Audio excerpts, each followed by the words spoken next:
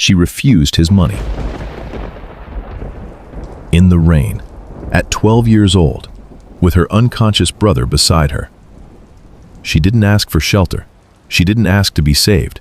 She asked him for something precise, and the one thing she asked for was the only thing that cost him nothing and gave her everything. 15 years later, she walked into the one room in Seoul designed to end his billion-dollar company, and she put the man who built the trap in handcuffs instead. There is a kind of debt the world has no language for. Not the kind settled in boardrooms or logged in ledgers. Not the kind that comes with interest rates or repayment schedules. The kind that lives quietly inside a single decision. A decision made on a wet street, at the wrong hour, by a man who had every reason to keep walking and stopped anyway. Most people spend their entire lives believing that power means the freedom to walk away from anything. Minjun Park had built 30 years on that belief. He had walked away from betrayals, from partnerships that curdled, from men who had once shared his table and later tried to take everything on it. He had constructed an empire on the foundational principle that sentiment was a liability and attachment was a door left unlocked. He was wrong about all of it. He just needed the right person to show him, and that person weighed 45 kilograms, spoke in quiet, precise American English, and was sitting under a scaffolding overhang in November rain, making a threat assessment of a man she had never met and had approximately 4 seconds to evaluate. Here is what nobody tells you about the moments that change your life. They never announce themselves. They don't arrive with weight or ceremony. They don't arrive looking like an inconvenience, a wrong exit off an expressway, 3 extra blocks on a wet street, the sound of a child trying very hard to be invisible. They arrive, and you either stop or you don't. Minjun Park stopped, and the world he would walk back into would never be the same shape as the one he had left. This is not a story about a billionaire saving a girl. This is the story of what happens when you treat someone like a person, and then spend 15 years being proven right. If you ever question what loyalty actually looks like, what it costs, what it builds, and what it can survive, subscribe now. And watch to the end, because what happened at the courtroom will leave you speechless. The rain that fell on Seoul that November was not weather. It was an argument, sustained, patient, and entirely uninterested in whether you were dressed for it. Minjun Park walked 3 blocks in it without registering the cold. He was 41 years old and had long ago stopped feeling things that didn't require a decision. Rain didn't require a decision. Rain was just condition. You moved through it the way you moved through every other obstacle, without slowing, without commentary, without the particular luxury of emotion that belonged to men who didn't have empires to protect. His driver, Woo Seok, had taken the wrong exit off the Gangbuk Expressway. Minjun had dismissed him with 2 words and kept walking. There was a problem, a payment routing issue through a Singapore intermediary, specific and structural, that had not improved with climate-controlled office thinking. Problems of that type needed pavement. They needed cold air and the friction of movement and the peripheral noise of a city that had no stake in your outcome. He was the chairman of a logistics and trade network operating across 6 countries. He had 11 port agreements, 42 corporate structures, arranged with the deliberate aesthetic of things designed not to be looked at, and enough influence in the right channels that most people who encountered his name in a document did so with a very specific variety of caution. He was also, right now, 3 minutes from his destination, 2 blocks from his car, and completely unprepared for the sound that stopped him. It was almost nothing. That was the precise quality of it, the sound of effort applied to silence, of someone working very hard to produce an absence of sound and not quite succeeding. He stopped. His instincts, 30 years of instincts calibrated for survival in environments that rewarded exactly one kind of attention, told him to keep moving. The sound came from a shadow to his left, under scaffolding that covered the front of a building mid-renovation, and whatever was in that shadow was not his concern. He had learned a long time ago not to carry concerns that weren't his. He stopped anyway. She was 12 years old, olive green jacket, 2 sizes too large. Hood pulled back so she could see clearly despite the rain. One hand pressed flat against the chest of a smaller boy slumped against the wall beside her, fingers spread, monitoring the rise and fall. Her face had an expression that had no business existing on a face that young. Not fear, not helplessness, not the particular quality of a child who needed rescuing. Assessment. Pure, focused, unsentimental calculation. She was looking at him the way someone looks at a variable they're still deciding how to account for. Minjun reached into his jacket and pulled out his wallet. She looked at it the way a person looks at an answer that doesn't match the question being asked. "I don't need your money," she said. Her English was American, the consonants clean and even, her voice pitched low and steady with the particular discipline of someone who had decided that control was more useful than volume. "I need someone to call emergency services for my brother. He has been unresponsive for close to 2 hours. My phone has no battery, and no one on this street will stop walking." Minjun Park stood in the rain on Deoksu Street and experienced something he had not experienced in a very long time. He had been managed. Completely. By a 12-year-old. In under 10 seconds. He put the wallet away and called the ambulance. He stayed while they waited, standing in the rain because she hadn't extended the overhang shelter and he hadn't asked for it. He asked her name.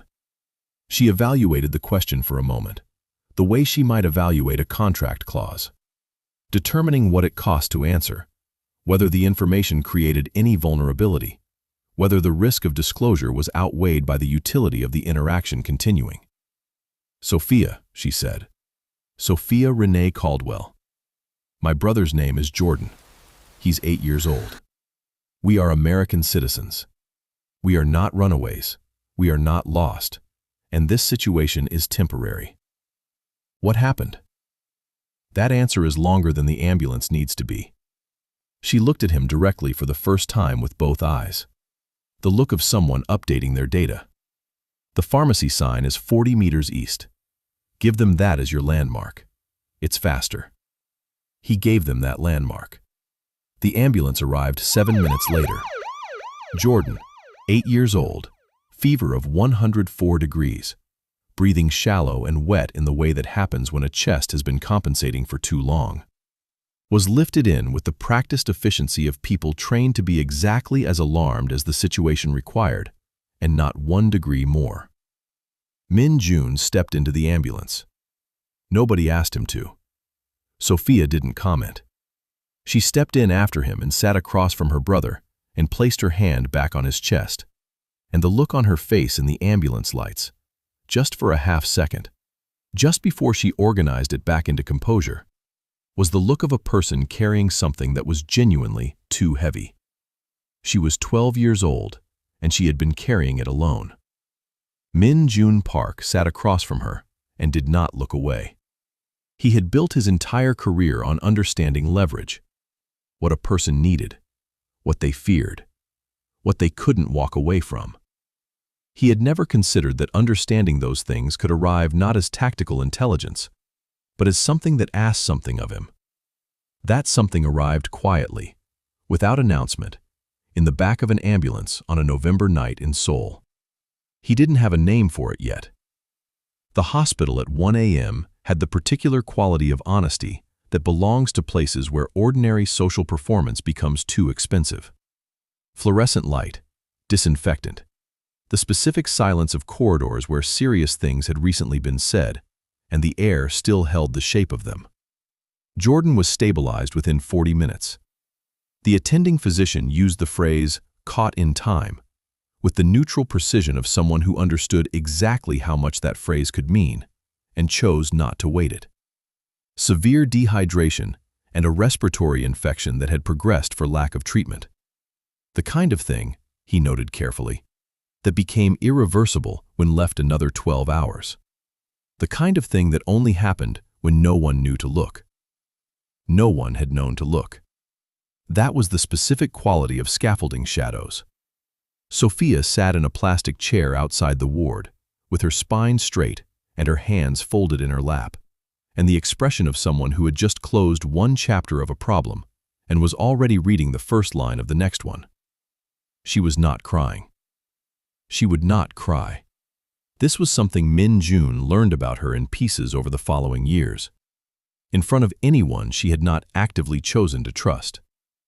Minjun sat 2 chairs away and did not return his calls.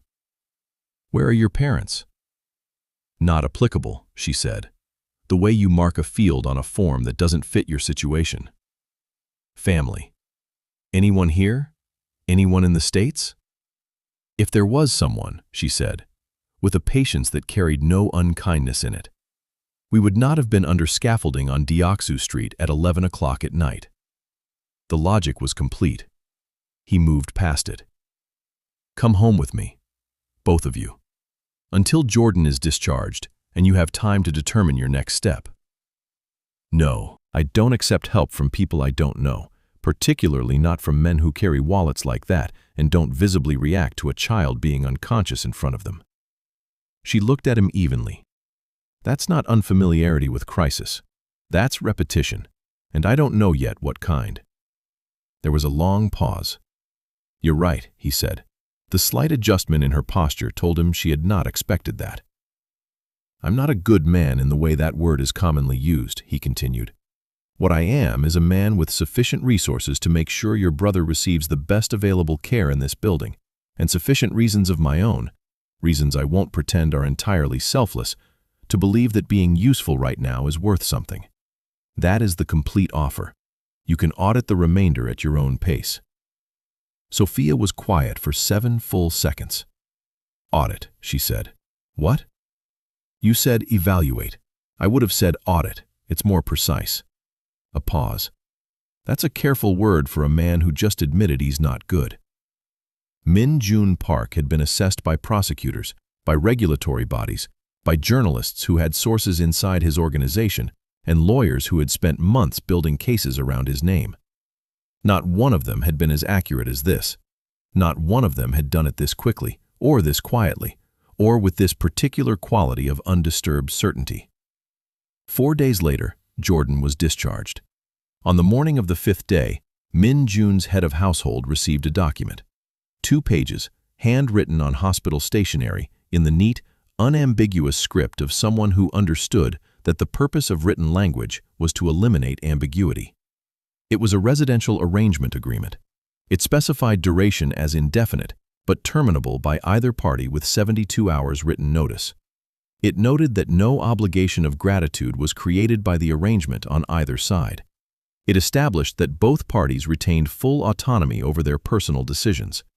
It included a clause, calm, direct, without drama, that any attempt to restrict the movements of either Caldwell party would constitute automatic termination of the agreement and trigger a formal report to the U.S. consulate. There was a signature line at the bottom. Baek Gyul, Minjun's head of household security, a man who had survived 11 years in the organization without once being caught off guard, read the document in the kitchen doorway in complete silence. Then he looked up. She wrote this herself? During the discharge process, Baek Gyul looked at the document again for a long moment with the expression of a man recalibrating. "Sign it," he said. Minjun had already signed it. Sophia Caldwell did not ease into the household. She examined it. Within the first 2 weeks, she had mapped every staff rotation in the residence. She had identified 3 household staff members who reported to someone outside the standard management structure. She had noted, without comment, that certain rooms experienced a very specific quality of conversational interruption when she entered them, the kind that happened not because the topic was sensitive in general, but because it was sensitive to her specifically. She catalogued all of it. She said nothing about any of it. She was waiting. On a Tuesday morning in her 3rd week, over breakfast that she had taken to eating at the kitchen counter rather than in the formal dining room, because the kitchen gave her sightlines to 3 separate entry points, she looked up from her orange juice and said, "The telecommunications consultant who came on Thursday bills for equipment installed at an address that doesn't correspond to any property in your corporate registry. I checked the filings. The address is a parking structure." Minjun set down his coffee. "I noticed it because the billing format was slightly different from your other vendor invoices," she continued, returning to her orange juice. Someone changed the template. People only change templates when they're trying to make something look like it belongs somewhere it doesn't. Minjun did not ask her how she had accessed the corporate filings. The answer, which he learned indirectly over the following weeks, was a library card, a legal database with a free trial, and the specific quality of patience that comes from having had nothing to do with your time but observe carefully. Jordan healed steadily, a resilient 8-year-old who adapted to Korean food, Korean cartoons, and Korean school with the uncomplicated flexibility of a child who had already learned that environments changed, and the useful thing was to adapt without losing yourself. And showed him drawings of cars that had not yet been invented. Sophia enrolled in an international school Minjun arranged before she could arrange it herself, which she would have done, he was certain, within another week. She learned Korean in 4 months. She called him Mr. Park for the first year. "You don't have to be that formal," he told her once. "I'll adjust when it's accurate," she said, and returned to the case study she was annotating in the margins. He deserved the adjustment 8 months later. A mid-tier manufacturing contract had come across his desk, the kind that looked clean on the surface and had numbers that made his financial team comfortable. Sophia had reviewed the supplier chain documentation he had left on the kitchen counter, not asked for her opinion, simply left the document in a shared space, and appeared in his office doorway that evening. The second-tier supplier in the chain has 3 active labor violation citations from the Korean Ministry of Employment. They're not recent. That means the company knew before the citations and managed the disclosure. That's not a compliance failure. That's a strategy. She paused. "You can take the contract, but you should know what you're building on." He passed on the contract. His financial director looked at him across the conference table with an expression that asked, without words, what had changed. Nothing had changed. Something had been added. A voice that told him the truth without calculating what the truth cost first. Without loyalty to any agenda except accuracy. That evening, Sophia appeared in the hallway outside his office, textbook under her arm, heading to her room. "Good night, Father," she said. Naturally, as if the word had always been there and had simply been waiting for the moment to become accurate. She had already turned the corner before he could answer. Dae-Hyun-so entered Minjun's inner circle in the way that the most dangerous things tend to enter. Not loudly, not with any feature that would trigger the alarm systems of a careful man, but gradually, usefully, with perfect timing and a quality of reliability so consistent it became invisible. He was 38 years old, soft-spoken, and meticulous. He remembered the birthdays of every senior executive in the organization.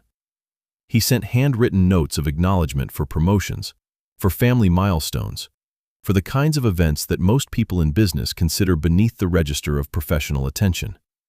He never raised his voice. He never arrived late. He had an answer for every question before the question finished being asked. Most importantly, and this was the specific quality that made him invaluable, he agreed with Minjun Park in the particular way that made a man feel understood rather than simply accommodated. There is a profound difference between those two things. Understood means your reasoning was followed, your logic was recognized, your position was engaged with seriously. Accommodated means someone decided agreement was cheaper than friction. The difference is almost impossible to detect from the inside. Dae-Hyun-so had made it his life's work to maintain that impossibility. Sophia was 15 when she told Minjun about it. She had been watching Dae-Hyun through the cracked door of the study, not covertly exactly, but with the patient attention she applied to anything that generated a reading she couldn't reconcile. "He agrees with you too much," she said the following morning. "That's called reliability," Minjun said. "Reliable people have opinions. They push back when the data points somewhere you don't want to go. He hasn't pushed back once in 8 months. Minjun looked at her for a moment. "You're projecting suspicion onto a man whose only visible quality is consistency." "I'm logging a pattern," she said simply. "There's a difference." She didn't argue further. She returned to her textbook. But that evening, in the back of a spiral notebook she kept in the second drawer of her desk, she wrote the date, wrote the name Dae-Hyun-seo, pattern logged, first concern noted, and put the pen down. That notebook would become, over the next 14 years, the most consequential document produced in connection with Minjun Park's organization. Not a financial statement, not a legal filing. A 15-year-old's notebook with a single, careful entry written on a Wednesday morning because something didn't reconcile, and she had learned, by then, that things that don't reconcile deserve to be written down. Minjun dismissed it. Not because he thought she was wrong. Sophia was rarely wrong about people, and he had learned this enough times that dismissing her instincts should have cost him more than it did. He dismissed it because Dae-hyun was useful, and useful was a category his brain defaulted to trusting. That default was the most expensive error of his career. At 17, Sophia Caldwell had outpaced every educator Minjun had arranged for her. She came to him on a Tuesday evening with the tone she used when she had already made the decision and was informing him rather than asking for approval. "I want to go to law school in the United States," she said. "A real program, with real courts and a real bar examination. Not the version of law that gets negotiated in hallways." Minjun was quiet. He understood what she was asking. He also understood, with the clarity of a man who had spent years watching her build capabilities he had never specifically requested, that she was not asking because she needed permission. She was asking because she had decided he deserved to know. "If you go," he said slowly, "you don't have to come back. That's not a condition. It's a fact I want you to have." "I know," she said, "and if things become difficult here while you're away—" "You were managing difficult things before I arrived," she said, not unkindly, with the particular honesty she had always extended to him, the truth, plainly, without softening it enough to make it comfortable. "You'll manage them now." She left 3 weeks after her 18th birthday. 2 suitcases. A look at the front door that wasn't goodbye. It was the look of someone who knows where they're going and is confident about what they'll find there. Minjun stood in the entrance of the residence and watched the car until it turned the corner and disappeared. Jordan, now 14, taller than either of them had anticipated, and possessed of a cheerful certainty about the world that his early years had never managed to erode, stood beside Minjun in the entrance. "She'll be back," Jordan said. "I know," Minjun said. He did not know. He said it because it was the answer that kept the next hour manageable. He had learned, in the years since Doksu Street, that some things were worth saying even when certainty was unavailable. That was one of several things Sophia had taught him without meaning to. The first sign arrived as a number. A shipment reconciliation, flagged by a mid-level logistics coordinator, came up short by an amount that was too precise to be a rounding error and too small to trigger the thresholds that activated serious review. It was explained as a clerical discrepancy. It was logged. It was closed. The second sign was a partner in Incheon. The third sign was an anonymous regulatory filing containing financial documentation so precisely organized, so thoroughly cross-referenced, and so specifically damaging that it could only have originated from inside the organization, from someone who knew not just the structure, but the exact location of every beam. Minjun brought the documents to Dae-hyun Seo. Dae-hyun reviewed them at his desk with the unhurried calm of a doctor reading test results he has already seen. "Someone has been careless," he said. "The exposure here is significant, but traceable. I'll handle the containment quietly. This doesn't need to become a larger conversation." He closed the folder. "You have more important things to carry right now," he said. "Let me take this one." Minjun handed it to him. "This is the specific shape of well-constructed betrayal. It doesn't ask you to trust it. It waits until you've given it responsibility. It performs that responsibility well enough, for long enough, that responsibility becomes habit, and habit becomes assumption, and assumption becomes the foundation everything else is built on. Then, it builds something on that foundation you were never meant to see until the building was complete." Over the following 3 years, Dae-hyun Seo built it carefully. Shell entities with deliberately forgettable names, Sohan Logistics Consulting, Miryang Industrial Brokers, Yosu Capital Partners, appeared in corporate filings across 4 jurisdictions. A signature Dae-hyun had spent a decade learning to replicate. Not forgery in the crude sense, but forgery perfected to the degree of art, practiced in private, never used until the moment everything depended on it holding. The money moved in patterns that were legible only to someone who knew the full architecture. It was moved with precision. It was moved with patience.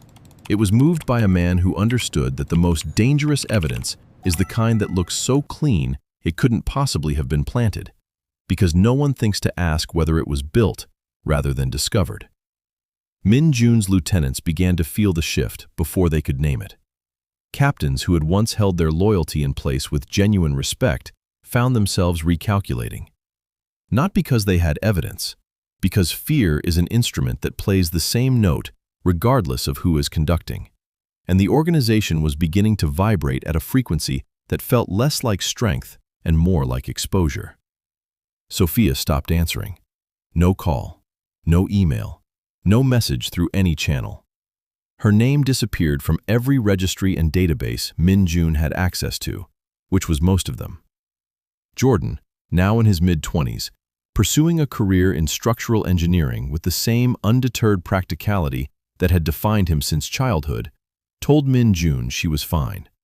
He said it with the confidence of someone who knew something he had decided not to share. Minjun did not press him. He had given her the right to leave without being followed. He understood that the same right extended to her reasons. The tabloids filled the silence the way they always do, with the most structurally convenient narrative available. Even the daughter he saved has walked away, one headline read. Surely a daughter who had vanished without explanation warranted at least inquiry. She has the right to make that choice without being followed, he told the one lieutenant who raised it. That right is not conditional on my comfort. She had never asked him for protection in the way most people asked for it, as custody, as surveillance, as the particular kind of care that resembles control. She had asked for truth. She had asked for respect. She had asked, in the specific language of a 12-year-old who had written a residential arrangement agreement on hospital stationery, to be treated as a party with agency. What Minjun did not know, what none of them knew, what would not be visible until a Seoul courtroom filled with cameras and prosecutors who had already composed their victory statements, was that Sophia Caldwell had not left. She had positioned. The silence was not absence. The silence was preparation. Every unreturned call, every disappeared record, every year of apparent distance had been the specific strategy of someone who understood that the only way to protect a target was to make yourself invisible to the thing hunting it. She wasn't running from Minjun Park's world. She was building the only instrument sharp enough to cut through it cleanly. 18 months after she stopped answering, 3 time zones away, Sophia Caldwell pulled a mid-tier commercial filing from a regulatory database as part of a research exercise for a securities law practicum. The company name was unremarkable. That was the point of it. Sohan Logistics Consulting. Import documentation, modestly capitalized, operating in a sector that generated paperwork in volumes nobody read carefully.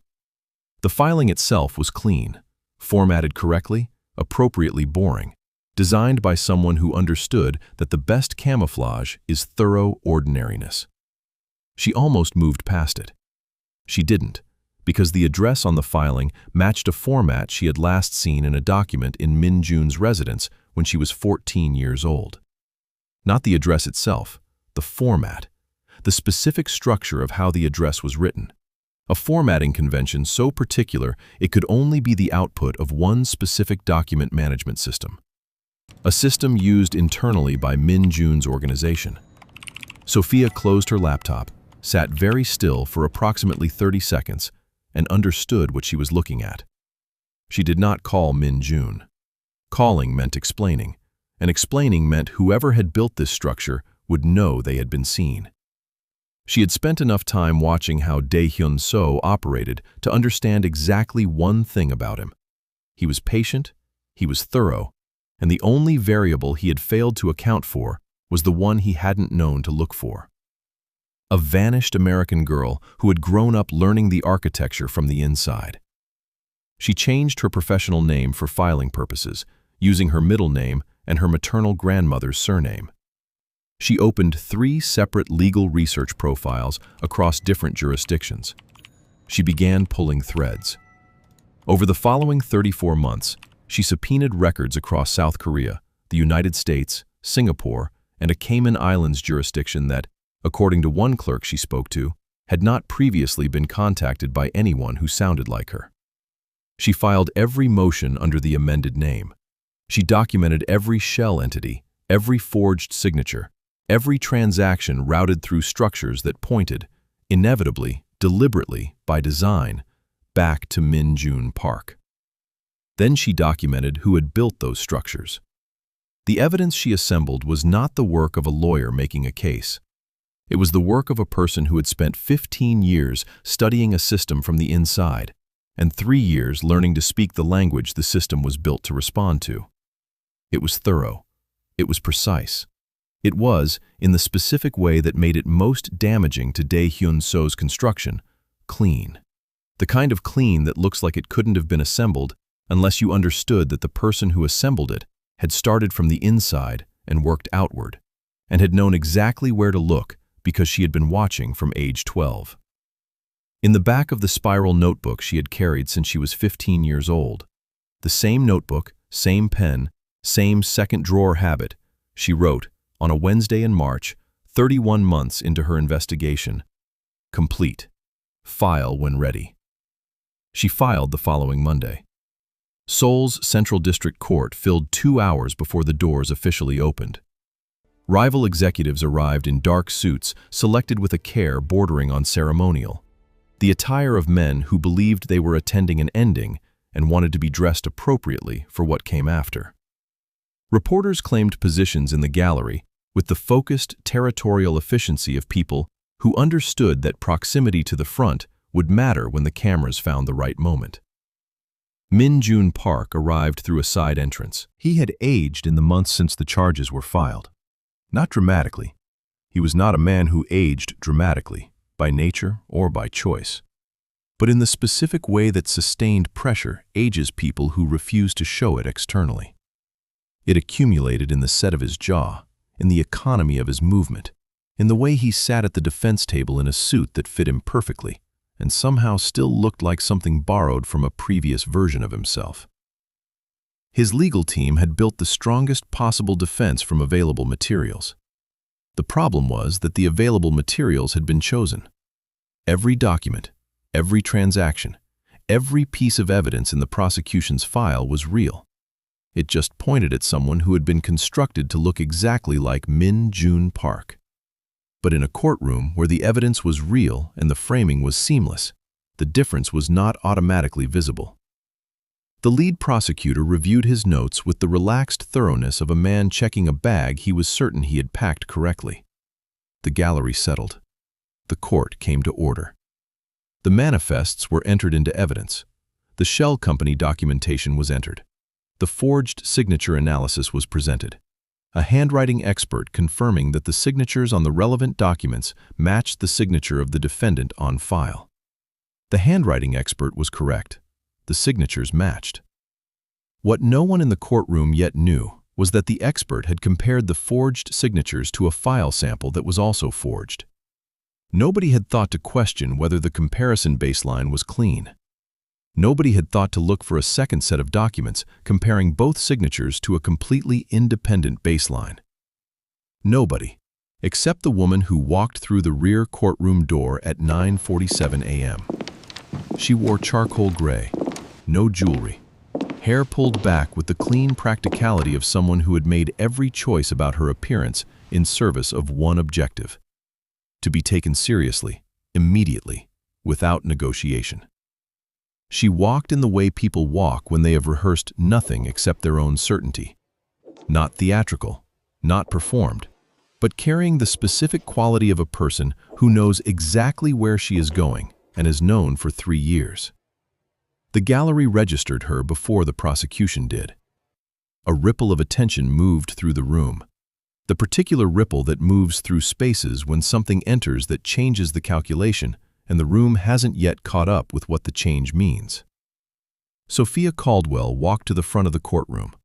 She presented her credentials. J.D., member of the bar in 2 jurisdictions, former law clerk to a federal circuit court judge. She presented a motion filed 48 hours prior with the court directly, through a channel that bypassed every professional contact Dae-hyun-seo had cultivated over a decade of careful positioning. She requested recognition as a material witness in possession of newly obtained exculpatory evidence. The prosecution objected. Loudly, immediately, in the specific register of people who recognize that something has entered the room that was not in their plan. The judge reviewed the filing. He had received it 48 hours earlier. He had reviewed it. He had recognized what it was. He recognized her. "The court will note the filing," he said. "Counsel will have the opportunity to review the supplemental documentation before responding. Ms. Caldwell, you may proceed." She opened the manila envelope. She produced a document. She presented it to the court with the organized calm of a person placing the final piece of something that has taken a very long time to assemble. "Tab 7, she said, to the court and the prosecution simultaneously. Specifically, the signature comparison. 2 analysts. Independent methodology. Both comparing the contested signatures to an independent baseline obtained from a verified original document held in the U.S. federal system, not the Korean corporate registry. Tab 7 showed that the signatures on the shell company documents were forged. Tab 7 showed they had been forged by a single individual, using a technique refined over approximately a decade of practice. Tab 7 included, in the appendix, documentation obtained from a financial institution in Singapore, showing the accounts in question were accessed by a device registered to one person, one location, and one IP address. The address belonged to Dae-hyun-seo. The lead prosecutor put down his notes. The gallery went very still, with the particular quality of stillness that happens when a room understands simultaneously that the story they came to watch has a completely different ending than the one they were told. Dae-hyun-seo sat 3 rows behind the defense table. The color had left his face in the specific way it leaves the face of a man who has just understood that the variable he failed to account for was the one variable that mattered most. "The girl," he said, very quietly. Not a sentence, not a question. Just the sound of an architecture collapsing into a single, unrecoverable recognition. "The woman," said Baek-yeol, seated 1 chair to his left, without looking at him, with the particular quiet satisfaction of someone who had been waiting a long time to say exactly that. The charges against Minjun Park had been formally withdrawn, and Dae-hyun-seo was facing 12 counts across financial fraud, forgery, and corporate espionage. The rival executives who had dressed for a funeral were on flights out of Seoul by that afternoon. Minjun walked out of the Central District Court into November rain. He stood on the courthouse steps for a long moment and did not move. The rain fell the same way it had fallen on Deoksu Street 15 years ago, flat and sustained, and completely indifferent to what it meant. Sophia came out 2 minutes later, the manila envelope empty now and tucked under her arm, Jordan 1 step behind her. Jordan was 31 years old and considerably larger than the 8-year-old who had been lifted into an ambulance on a November night, and he was wearing the expression of someone who had known this was coming and had been waiting to see the look on everyone's face when it did. Minjun looked at Sophia. He did not say thank you. The word had been stripped to nothing by a lifetime of people who had used it as currency. It wasn't the right instrument for this. "How long?" he said. "Since the first filing you found?" 34 months, she said, from the first document to the filing that triggered the court motion. 14 months to identify the full chain. 20 months to build the evidentiary record that would hold under cross-examination. He was quiet for a moment. "You could have called me, at any point." "If I had called you, you would have moved on the information immediately," she said. "Dae-hyun would have seen the movement and buried the trail within 72 hours. I needed him comfortable. I needed him still building. The only way to catch what he built was to let him finish it and document it completely."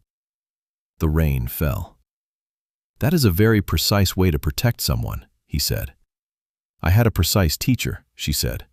Not warmly, not coldly, with the honest directness she had maintained since she was 12 years old in an ambulance deciding whether he was worth trusting. You let me leave without being followed, without condition, without consequence. That's the only reason I could build any of this without it being compromised. He had nothing to say to that, which was its own kind of answer. They stood in the rain for a moment, the three of them on a courthouse step in November. None of them the same people they had been, and all of them, in the ways that counted, exactly the same. Deoksu Street, Minjun said finally. You told me I wasn't a good man, that I was a man with practice. I told you I didn't know what kind of practice, she corrected him. I was 12. I was still collecting data. And now? She looked at him sideways, the closest thing to a smile she had ever given him in his presence. Not a smile of warmth exactly, but something more valuable. The smile of a person who has completed a rigorous assessment and reached a conclusion they're satisfied with. Now I know what kind, she said. The kind that got better. She refused his money on a rainy street and asked for something real instead. 15 years later, she walked into the one room designed to end him and gave him back everything he had built. This is what the world gets wrong about the people who save us. We expect them to arrive in moments of obvious need, announced by circumstance, carrying the right credentials in the right order. We expect rescue to be visible, dramatic, and appropriately timed. But the most important people in any life arrive quietly. They arrive in scaffolding shadows and hospital waiting rooms and across kitchen counters where nobody asked for their opinion. They arrive when we are doing something we would not want witnessed, and they witness it anyway, without flinching, and decide to stay.